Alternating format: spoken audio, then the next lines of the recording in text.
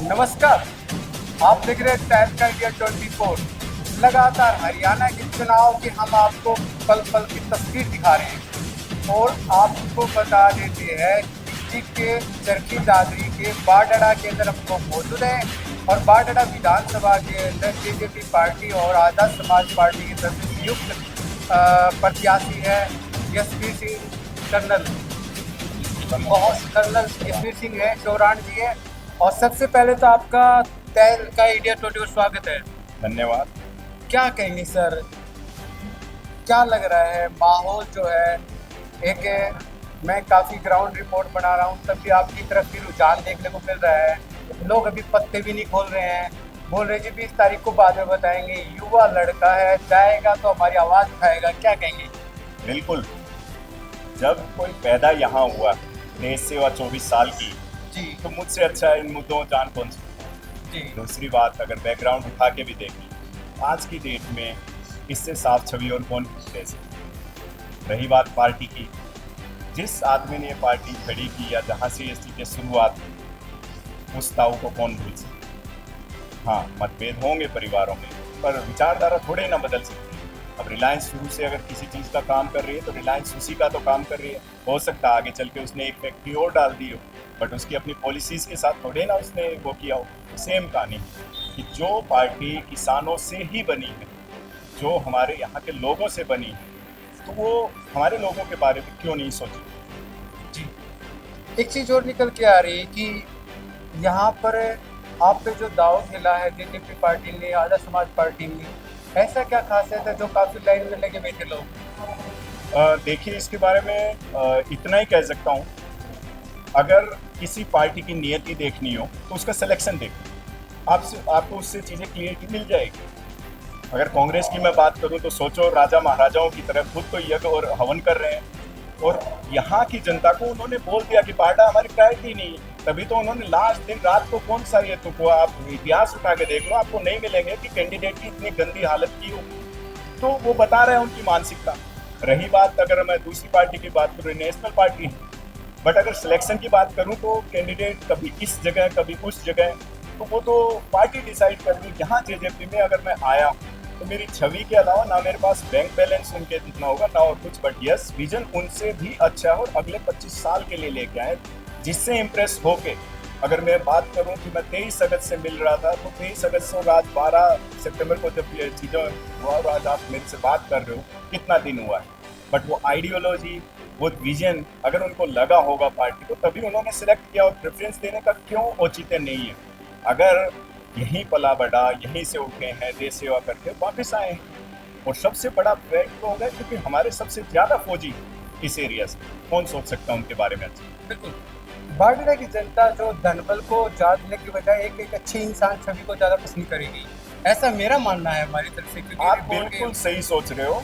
इसका सबसे बड़ा कारण तो यही है कि हमने हर किसी को मौका दिया, हर किसी को अकोमोडेट। इस बार सिर्फ मेरा पॉइंट यही था कि एक लांछन लगा था कि बाहर से ला रहे हो, तो हमने कहा हम आते हैं खुद, यहीं से शुरू करते हैं चीज़ों को। और जब ये चीज़ें बनी और उसके ऊपर बात, तो लग भी रहा है कि जब यहाँ के खुद के उम्मीदवार होंगे तो अच्छा ही सोचेंगे। बाहरी प्रत्याशी होना एक विरोध देख रहे हो मिल रहा है काफ़ी जगह, इसके बारे में क्या कहेंगे? देखो, ये मीडिया का टाइम है, हर चीज़ अवेलेबल है। आप कोई चीज़ें करके पहले बच जाते थे, आज नहीं बच सकते। आपका ट्रांजैक्शन से लेके, आपका व्यवहार से लेके हर किसी को पता है। आप 2 जगह 3 जगह हार रहे हो, मतलब विफल हो रहे हो, फिर भी आपको प्रोडक्ट बना के बार बार बेचा जा रहा है। जिस एज में रिटायरमेंट के उसमें पहुँचे, उसमें 30 साल का अंतर है। आप सोच सकते हो कि उस सोच में और आइडियाज़ में कितना फ़र्क है। 30 साल पहले शायद मोबाइल भी नहीं था, सोच सकते थे आप, बट आज है। तो अगर मैं जाके 70 में मैं किसी युवा के लिए सोचना करूँ, तो पहली चीज़ है 60 साल 65 साल मैं मान रहा हूँ एक चीज़, बट किस चीज़ से कंपेयर करोगे आप।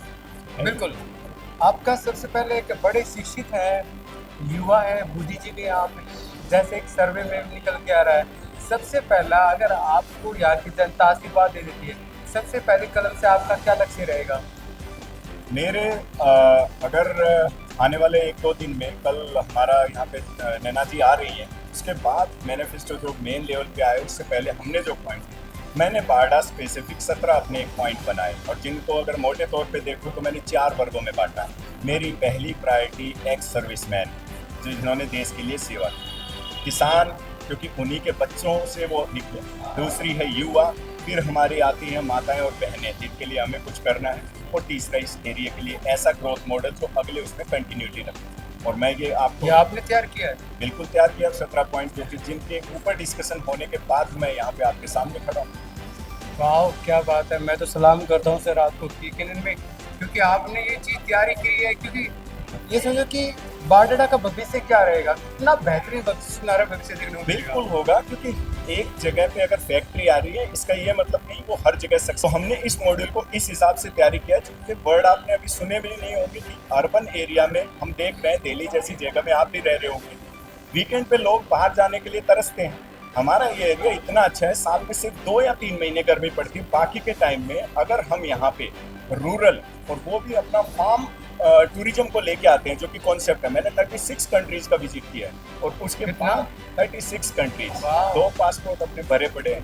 तो जब मैंने वहाँ की चीजें देखी तो वो सोचा कि यहाँ के हिसाब से क्यों नहीं कर सकते। अगर 1 एकड़ में अगर हम बारडेटा की जनता के सामने ये चीज़ पेश करी कि आपने कि ये मैंने विजन बनाया है, ये मेरा चीज लक्ष्य है। हमारी कल से शुरुआत है, और आप पहले चैनल होंगे जहां हम बात कर रहे हैं, तो विजन और ये वो मेरे लिए सारी- बड़े सौभाग्य की बात है। धन्यवाद। और आने वाले टाइम में चीज़ों को दिया जाएगा, क्योंकि अभी बचे हुए टाइम में वही मेरा टाइम है।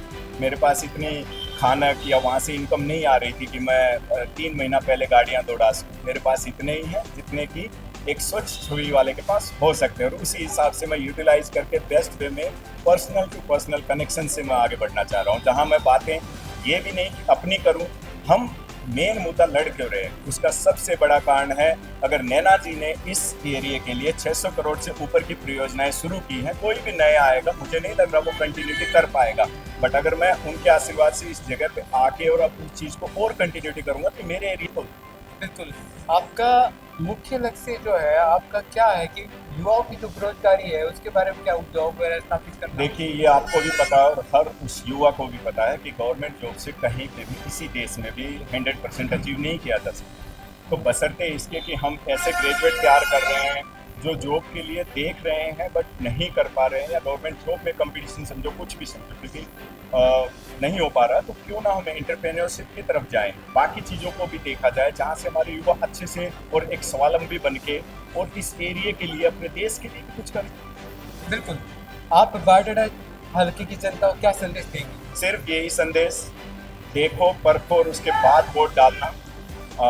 सबसे बड़ी चीज़ है, आपको ये मौका मिला है, 5 साल बाद फिर दोबारा मिलेगा। तो इन 5 साल में रिग्रेट करने से, पछतावा करने से अच्छा है इस टाइम आप सोच समझ के देखना। लोगों की ज़्यादा चुंदियाती हुई चीज़ों में, बड़ी बड़ी कारों पे मत जाना।